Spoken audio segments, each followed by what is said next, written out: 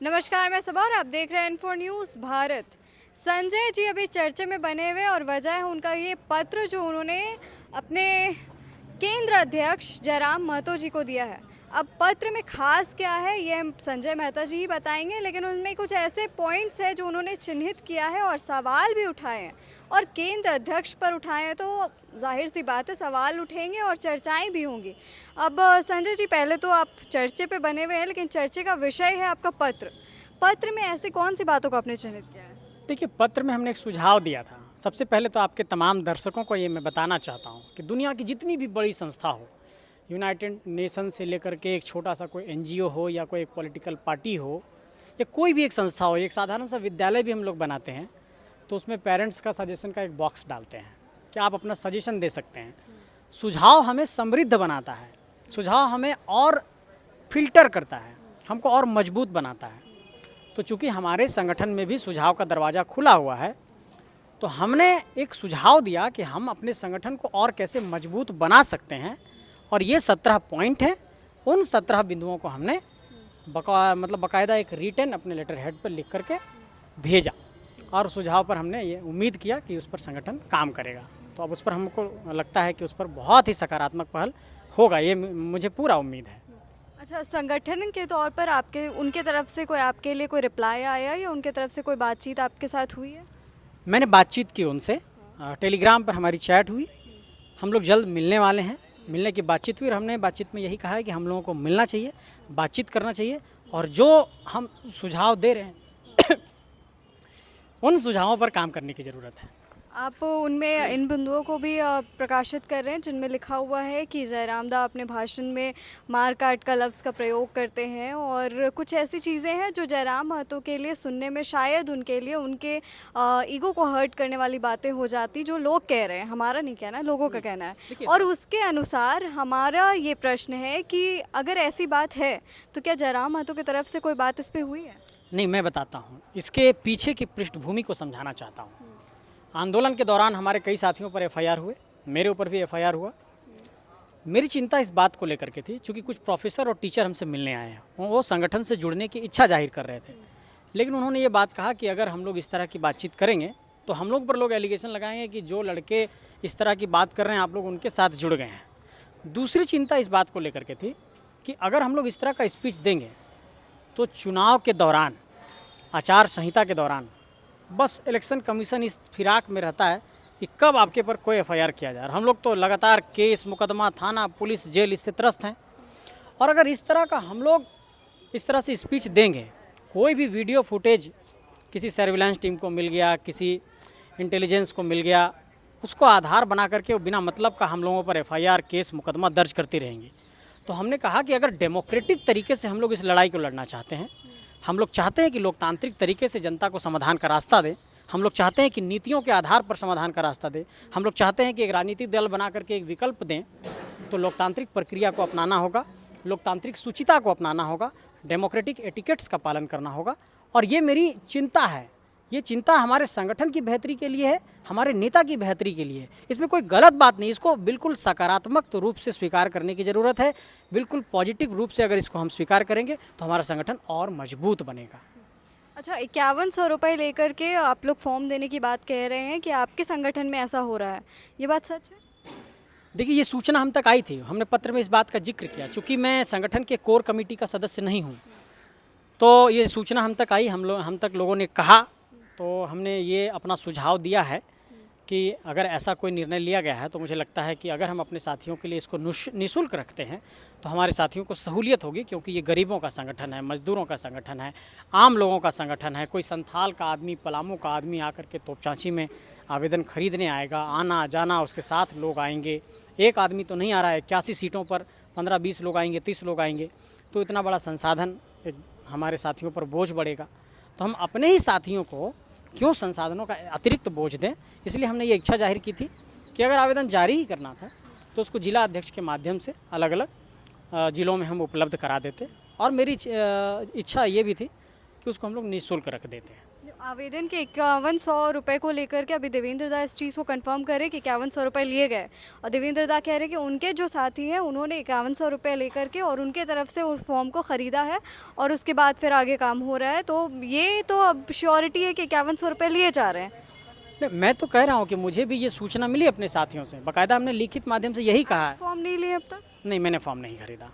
अच्छा, तो क्या आपकी सीट सुनिश्चित है कि आपको फॉर्म लेने की ज़रूरत भी नहीं है, या फिर कुछ अलग ही चल रहा है? नहीं नहीं, वो बात नहीं है। मैंने फॉर्म सिर्फ इसलिए नहीं लिया क्योंकि मैंने स्पष्ट तौर पर ये कहा है कि चुनाव लड़ने की जो प्रक्रिया है और चुनाव लड़ना हमारी प्राथमिकता नहीं है। हमारी प्राथमिकता इस बात को लेकर के कि हम संगठन को कैसे मजबूत बनाएंगे, हम संगठन को कैसे आगे बढ़ाएंगे। क्योंकि देखिए, मैंने फॉर्म इसलिए भी नहीं खरीदा कि लोगों को लग रहा था कि संजय जी सुझाव दे रहे हैं या इस तरह की कुछ बात कर रहे हैं, चूँकि बीच में प्रेस कॉन्फ्रेंस से कुछ बातें, लोगों को ये लगने लगा था, ये परिलक्षित होने लगा था कि मेरा प्राथमिक उद्देश्य टिकट हासिल करना है, चुनाव लड़ना है। मैं इससे पर्दा हटाना चाहता था, इसलिए मैंने फॉर्म नहीं खरीदा कि चुनाव लड़ना मेरी प्राथमिकता नहीं है, संगठन को मजबूत बनाना। देवेंद्र जी ने भी फॉर्म नहीं खरीदा था और वो कह रहे थे कि उनके जो चाहने वाले उनके द्वारा फॉर्म खरीदा गया। आपके चाहने वाले नहीं हैं जो आपके लिए फॉर्म खरीद लें? मेरे साथ हैं लोग, हमने मना किया, हमारे साथियों ने फ़ोन किया हजारीबाग से, आप नहीं खरीदेंगे, हम जा रहे हैं खरीदने। तो आपकी चाहत है कि आप पॉलिटिक्स में ना जा करके आप काम करें उस चीज़ के लिए, और इसलिए आपने फॉर्म नहीं खरीदा पैसे के लिए? मैं ये चाहता ये आपका कहना है? मैं ये चाहता हूँ कि अगर हम अपना प्राथमिक उद्देश्य सिर्फ यही कर लेंगे कि किसी भी तरीके से बस विधायक बन जाना है, सांसद बन जाना है, तो हमारा संगठन कहाँ जाएगा। संगठन एक बड़ा परिवार है, हम संगठन को नियंत्रित करना चाहते हैं, संगठन को मजबूत करना चाहते हैं, संगठन में अच्छे लोगों को लाना चाहते हैं, संगठन में जो पुराने लोग हैं उनको सम्मान देना चाहते हैं। यही हमारा कंसर्न है और इसी कंसर्न को लेकर हमने अपना सुझाव पत्र उन्हें फिर दिया। इस हिसाब से तो देवेंद्र दा का कंसर्न कहीं और ही जा रहा है। नहीं, उनका भी कंसर्न यही है कि संगठन मजबूत बने। हम लोगों की जब बातचीत हुई तो उन्होंने भी ये चिंता जाहिर की कि जो पुराने साथी हैं उनको सम्मान मिलना चाहिए। कई पुराने साथी संगठन से थोड़ा सा किनारे हो, फॉर्म तो खरीद लिए 5100 देकर। तो उनको लड़ने की इच्छा, तो उन्होंने खरीदा, अपनी दावेदारी पेश की। मैंने ये हम कहना चाह रहे हैं कि उनको बनने की इच्छा है।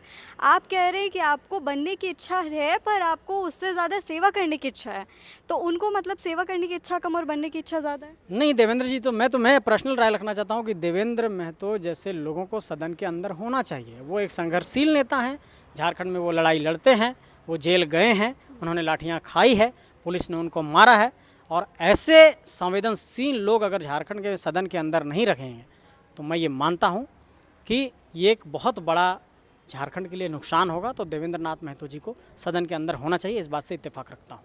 अच्छा, 5100 रुपये अभी आप लोग चार्ज कर रहे हैं, अभी तो रास्ता शुरू हुआ है आप लोगों के पॉलिटिक्स में सफ़र का, और अभी 5100 चार्ज कर रहे हैं, आगे जाके और क्या क्या चार्ज करने का इरादा है आप लोग का? देखिए, मैं स्पष्ट करना चाहता हूँ कि इस निर्णय में मेरी सहभागिता नहीं है।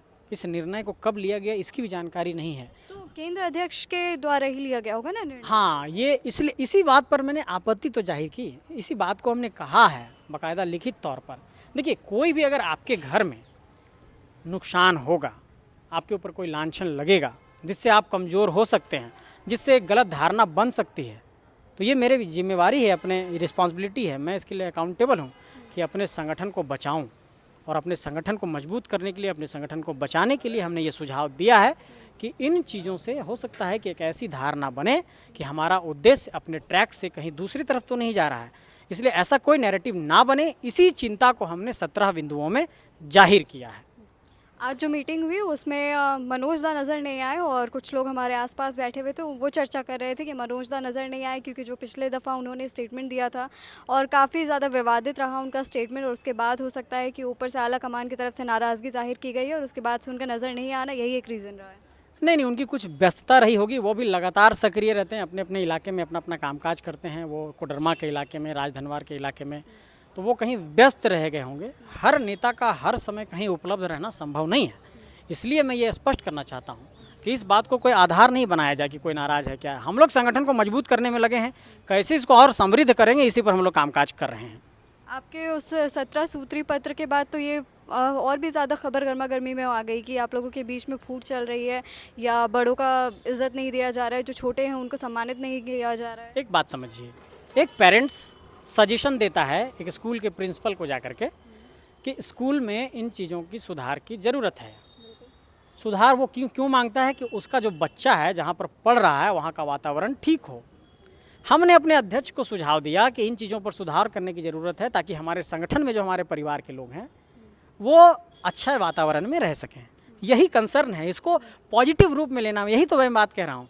लेकिन राजनीति में क्या होता है, धारणाएं विकसित की जाती हैं, धारणाएं बनाई जाती हैं, क्या चल रहा है, टूट हो गया, लोगों में नहीं बन रहा है, ऐसा कुछ नहीं है। हम लोग सब एक हैं और मजबूती के साथ लड़ेंगे। एक बहुत निजी सवाल है मेरा, कोई भी अच्छी और कोई पावरफुल और कोई स्ट्रॉन्ग लेडी रिप्रेजेंटेशन आप लोग की तरफ से नज़र नहीं आ रही है?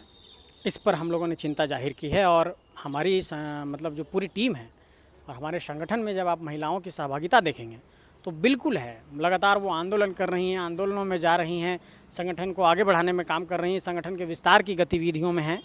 हो सकता है उनकी विजिबिलिटी नहीं बन पाई हो, वो मीडिया में नहीं आ पाई हो, लेकिन इस बात से आपको इत्तेफाक रखना होगा कि ग्राउंड लेवल पर काम करने वाली कई ऐसी महिलाएं हैं जो अपना खून पसीना एक करके संगठन को मजबूत करने में लगी हुई हैं और भी कुछ बेहतर लोगों को हम लोग सामने लेकर के आएंगे।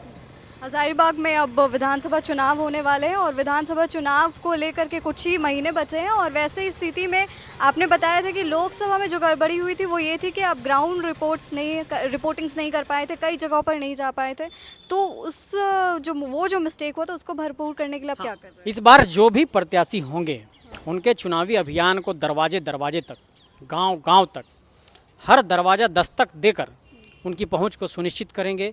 जितना पोलिंग स्टेशन होगा वहां पर बूथ एजेंट को बिठाएंगे, चुनावी प्रबंधन को बेहतर तरीके से करेंगे, चुनावी प्रचार को गांव-गांव तक लेकर के जाएंगे, अपनी विचारधारा को गांव-गांव तक लेकर के जाएंगे और जो भी प्रत्याशी होगा उसको जिताने के लिए पूरे शिद्दत के साथ, पूरी प्रतिबद्धता के साथ हम लोग काम करेंगे। चलिए, बहुत बहुत शुक्रिया। शुक्रिया। और ऐसी खबरों के लिए जुड़े रहें इन्फो न्यूज़ भारत के साथ। Info news Bharat.